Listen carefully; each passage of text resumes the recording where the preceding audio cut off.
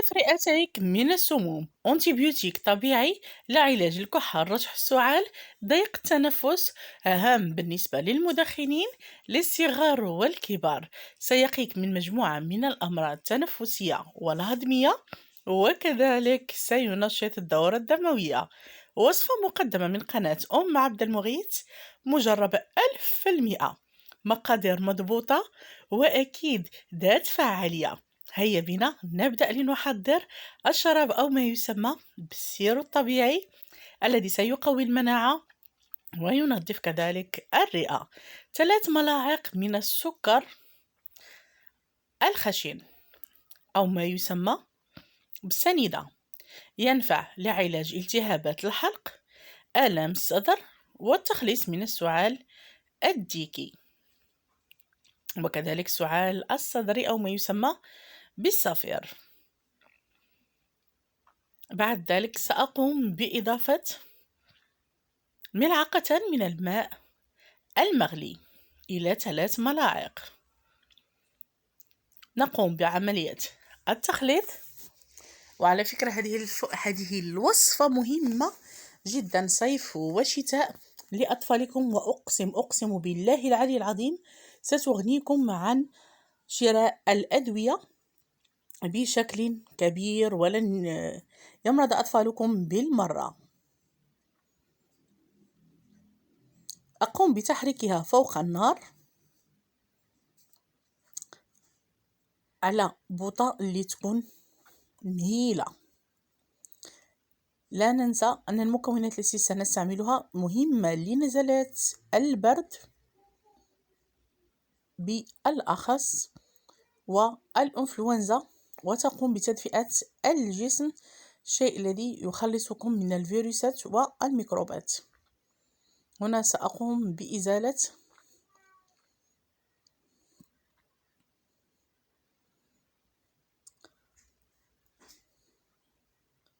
أقوم بعملية التحريك، والنار مهيلة جدا.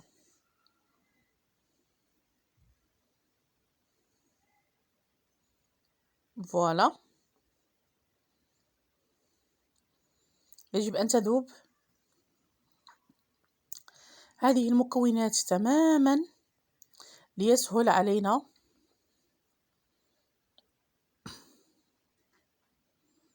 استعمالها.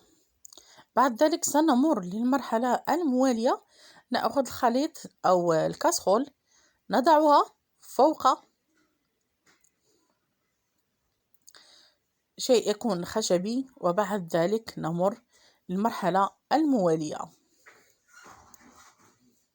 سأحتاج إلى الورد البلدي الذي يساعد في التخلص من الاكتئاب، الإجهاد، التوتر، ويحسن المزاج. ونحن نعلم أنه عندما يكون الإنسان مريض بإحدى الفيروسات أو الميكروبات أو البرد، يكون مزاجه كما نقول ليس طبيعي بالمرة.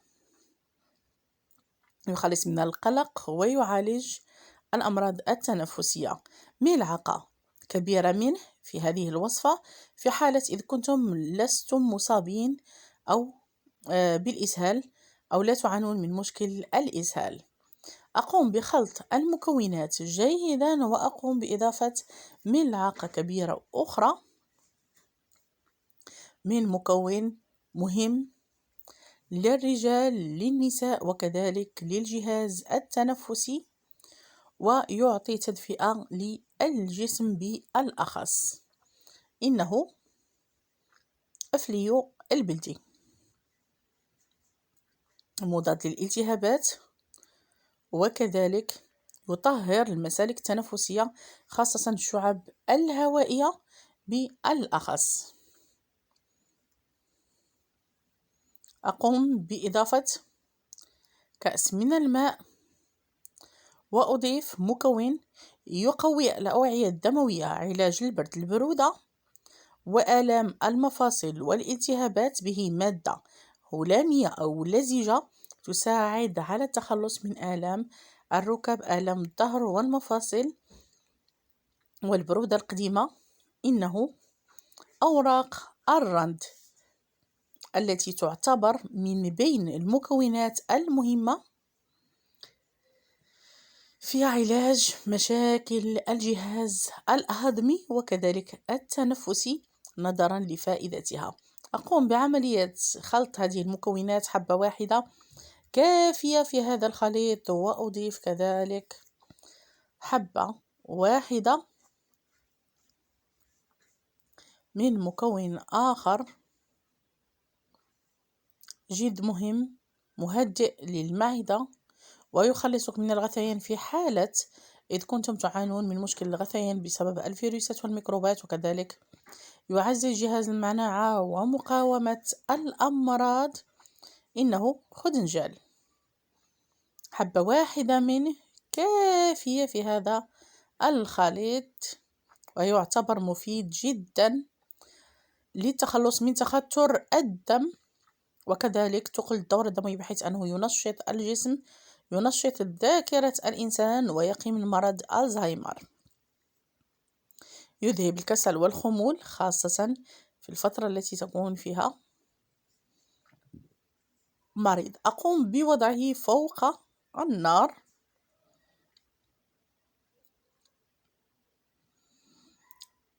عافية اللي تكون مهيلة.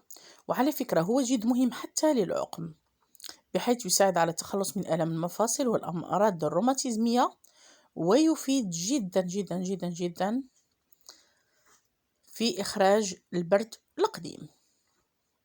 انظروا معي كيف بدأ يتغير لون الخليط أو الشراب أو ما يسمى بالسيرو أو المضاد الحيوي الطبيعي الذي تجمعت فيه أو مكون من عدة فوائد ستفيدنا وتفيد صغارنا بالأخص خلال فترة البرد والشتاء وتغيرات الجو. أنا شخصيا بالنسبة لهذا الشراب أو هذه الوصفة معتمدة عندي في وقت البرد والشتاء. بعد ذلك سأقوم بأخذ قنينة زجاجية، وهنا تبدأ المرحلة الموالية. أضعها بهذا الشكل، أضع بها صفاية، وأكيد سأترك الخليط قبلا مدة ساعة على الأقل لكي يعطي فعاليته أو لتعطي الأعشاب فعاليتها في الخليط. هنا كما تلاحظون معي بالنسبة للخليط أصبح ثقيل. الشيء الذي سيعيده أو سيرجعه سيرو ومضاد حيوي طبيعي من الأعشاب فقط. بعد ذلك سأقوم بتصفية